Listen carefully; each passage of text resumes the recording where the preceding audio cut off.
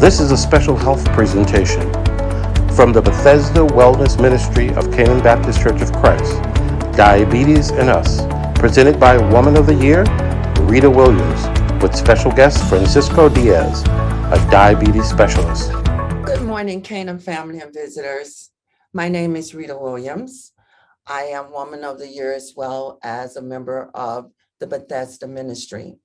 Today I'm here to introduce Mr. Francisco Diaz, who is a nurse practitioner and a diabetic educator.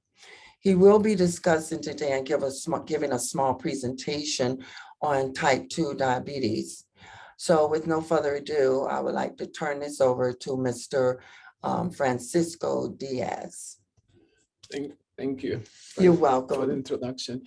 Hi, good afternoon. My name is Francisco Diaz. I am a diabetes care and education specialist, and I'm here to present the topic of diabetes. The title of my presentation is Diabetes and Us, because it's not just the person who has diabetes, everybody around that particular person is affected by the condition.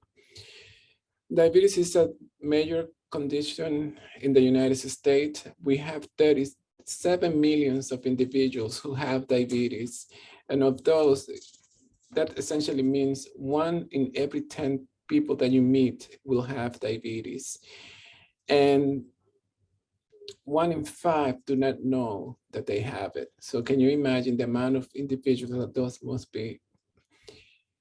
For African American, this is a particular serious condition because diabetes represents 23% of the causes of death. However, the other causes of death, like high blood pressure and strokes, are also very closely related to diabetes. Therefore, this gives the condition of diabetes a significant importance to our community.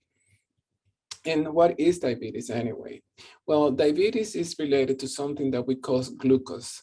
For us, glucose is a source of energy. That's why if you ever had a low sugar, you would know that the first sign is weakness.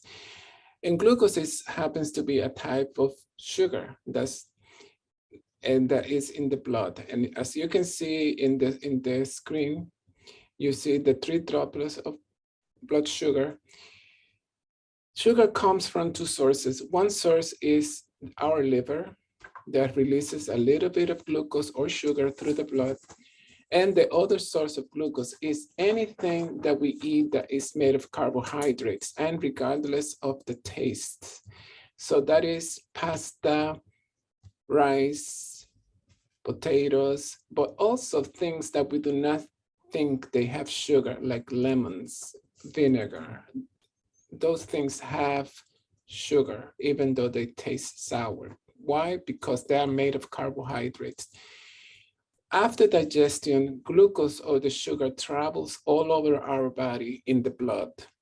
However, in order for the sugar to go inside the cells where it's going to be utilized, it needs the presence of insulin.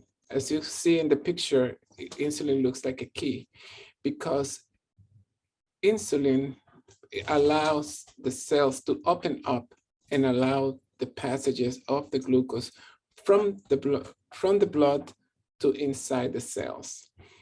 In other words, insulin opens the doors of the cells to make possible that the blood gets clear of sugar. That's why when we have diabetes, our sugar goes high and we still feel weak and we still feel hungry even though we eat. One of the first manifestations of diabetes oftentimes is high sugar or hyperglycemia. And hyperglycemia manifests with increased thirst, increased urination, dry mouth, headaches, blurry vision because of the increased thirst and increased drinking of water comes frequent urination and still weakness, even though you might be able to eat. Why? Because the sugar or the energy is not being processed by the cells.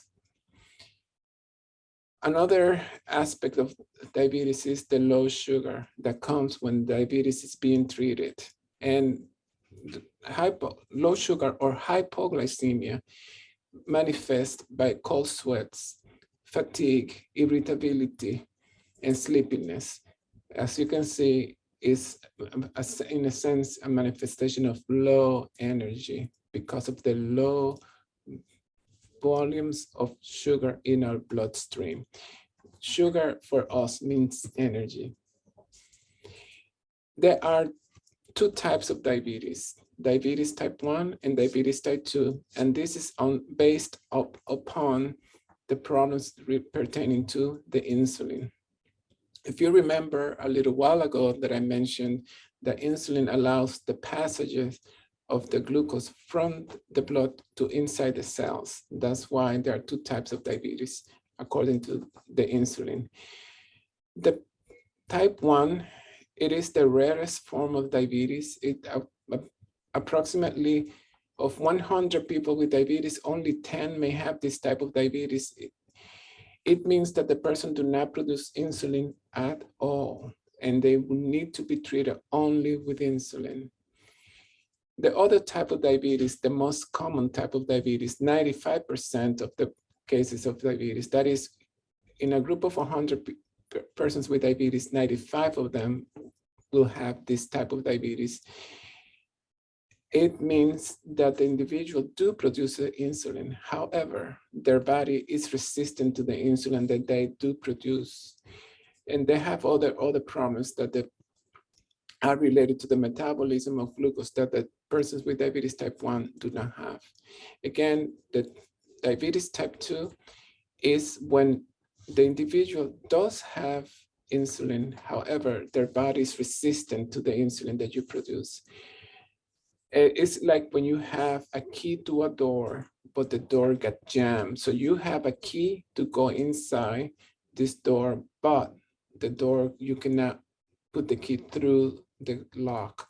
Therefore, you stay outside. So that happens to the sugar in the individuals with diabetes type 2. They eat something that increases their glucose level or the sugar levels. Their pancreas releases insulin. However, this insulin, it's not effective. And so the sugar stay outside of the cells and the person feels weak. And because of the sugar stays in the blood, they will feel thirsty and they will feel that they have to drink a lot of water and they will urinate a lot. And what are the risk factors for diabetes? And this is the us part of it as well. To develop diabetes type 2, it is necessary to be overweight or obese, have a family history of diabetes. That is, whether my parents had diabetes or sisters and brothers or uncles had diabetes. The other condition that leads to diabetes is being inactive. That is, being a couch potato. When you are a couch potato, when you spend a lot of time sitting, your muscles are not burning glucose without the presence of insulin. Your muscle, if you move them, they can burn glucose without the need for insulin. And finally, the other risk factor for diabetes type 2 is age. The older we are, the most likely we could become diabetic type 2. Why? Because as we grow older, we lose muscle mass and we gain fat tissue in our bodies. And we all know that from day by day living, that you see the older we get, it's more difficult to fitting into our clothes. So those are the 4 major risk factors for diabetes, and all of us are in this boat. So being overweight, having a family history, being inactive, and finally getting older above the age of 45. One of the problems with diabetes is that their most significant things comes late. Why? Because the sugar that travels in the blood sticks to the cells in our body, especially inside the veins and arteries that run through our bodies, and affects the eyes causing blindness, the kidneys causing kidney failure, leading to dialysis, affecting the arteries of the heart, causing coronary artery disease, leading to heart attacks. It can also affect the circulation of the toes, of the feet. And because sugar sticks to our immune cells, it affects our healing processes and makes us prone to infection. Another thing that high sugar causes is strokes. And that's why Luther Vandross died of stroke, because he had diabetes. Another impact of diabetes is the cost. It's a very costly disease. Our government spent around $327 billion in total medical care. Another sneaky consequence of diabetes for the men in the audience is that it causes impotence. So it behooves you to become active and to have a healthier lifestyle, because it can lead to that. And what can you do to prevent and to treat diabetes? There are several things. The first one is to eat healthy. The second is to be more active. That is, you can jog, you can walk. The other thing you can do is to lose weight. Finally, once you have diabetes, you need help from a professional healthcare provider and maintain healthier eating habits and to stay active. So one of the questions that I get asked often is, once we are told that you have diabetes, is what can I eat? The person with diabetes can potentially eat everything.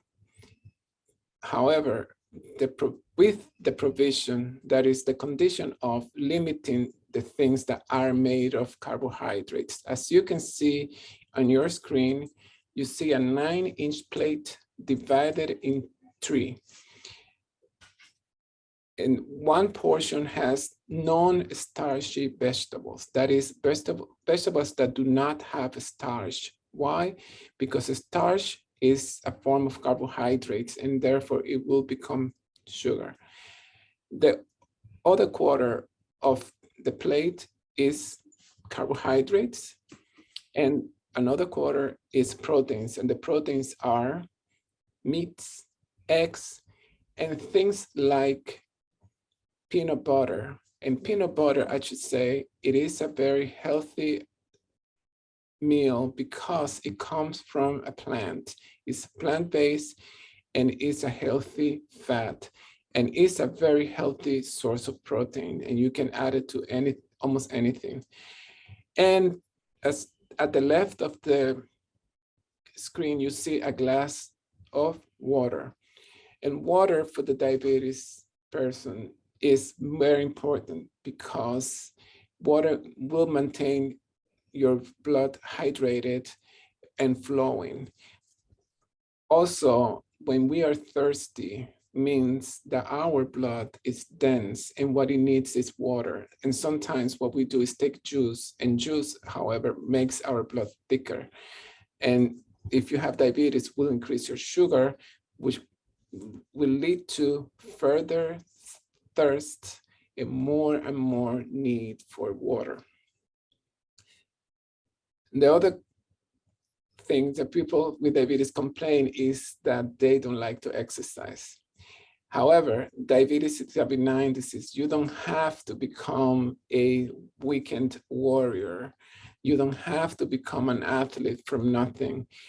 Anything that leads to movement is acceptable. So whether it's walking, jogging, dancing, all those are forms of exercises. Walking upstairs, and things like that. And finally, wanted to bring someone that many of you may know, and who has diabetes, and that person is Patti LaBelle. Patti LaBelle, about 25 years ago, collapsed during a performance as a consequence of being hyperglycemic. Then she found out that she had diabetes type 2. And since then, she had left alive, reflecting on her decision to live a better life. And she says, I have made a conscious choice to prioritize my health and change my way of living. I turned my love of cooking to overhaul my diet. It meant that I had to put down the butter and pick up the vegetable steamer. So as you can see, diabetes affects us all, whether celebrities, whether common people, but it takes our desire to live a better life to make some changes, and these changes can be done by our hands. Thank you. Thank you so much, Mr. Diaz. But I just have a couple of questions. Sure. Me, myself, is pre-diabetic, and there's a lot of people who's pre-diabetic out there. Pre-diabetes can be reversed, yes or no? Can you tell me some of the things I need to do to help myself lower my A1C? Sure.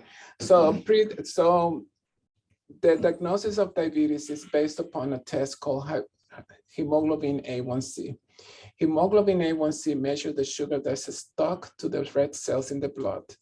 And it's a number that we wanted for a normal status is below 5.6. Prediabetes is between 5.7 and 6.5. And if it's 6.6 or higher, means that you have diabetes.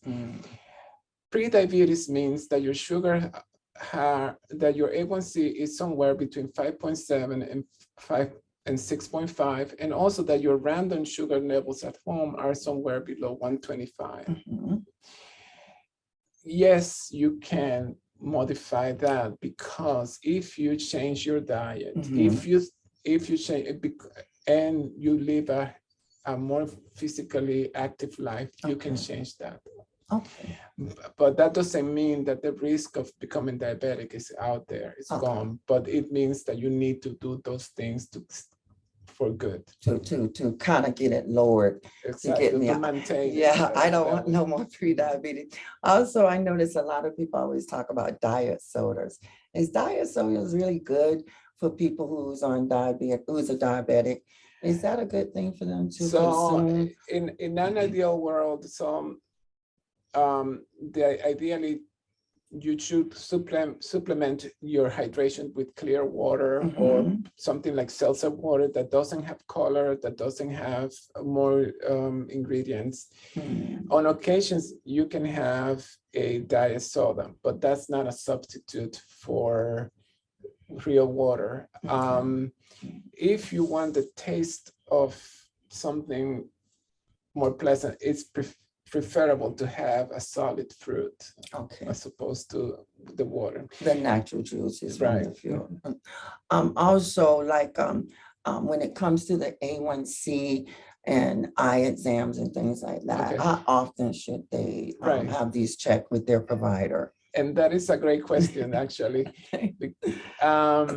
So as we have, the person with diabetes live on and has intermittent higher sugars, this sugar eventually causes harm. When someone is told that you have diabetes, oftentimes the disease has been in the system for about 5 to 10 years, meaning that it has enough chances to create layers and layers of sugar in the tissue and causes harm. So that means that we need to have an eye exam every year. We need to see a dentist every year. Interesting.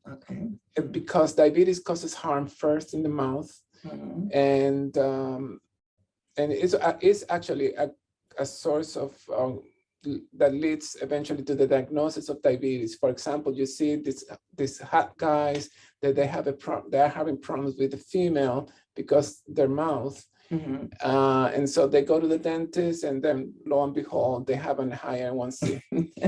And the other important